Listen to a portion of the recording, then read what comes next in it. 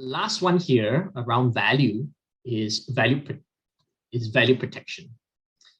So here, people actually usually don't talk about this.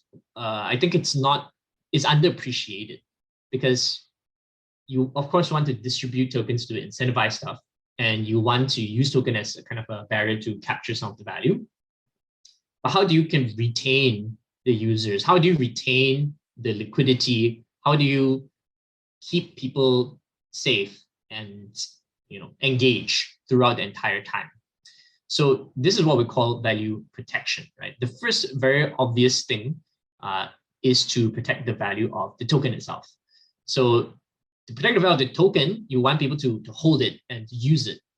And there are a couple of ways to do it. I mentioned just now the work token mechanism, but also you want to have staking mechanisms that can be tied to many of the other features, right? The staking can be tied to governance, the staking can be tied to increased utility, so on. And staking can also be tied to the second category, which is backstop.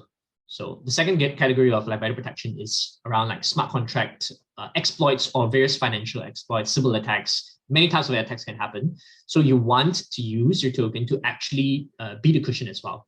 So people who stake can actually risk their tokens as a backstop for inflation. It's been done for many DeFi projects. You can also issue tokens or like allocate certain portion of tokens for shield mining, where you incentivize people to provide insurance.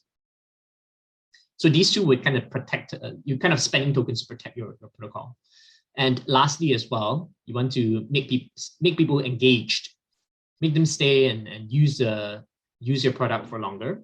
And so here you might want to have some sort of like calculation for rewards for staying longer. It can be like the longer you stay, you get better things, you get snapshots with like different perks, airdrops, or you might even actually have some sort of penalties if you kind of unstake early or if you sell early, right? Some projects actually do that as well. If you have a staked version and you unstake very quickly, or you are the first to unstake, you might actually get more penalties. So you can ask Diane from Dodo. They have the interesting staking mechanism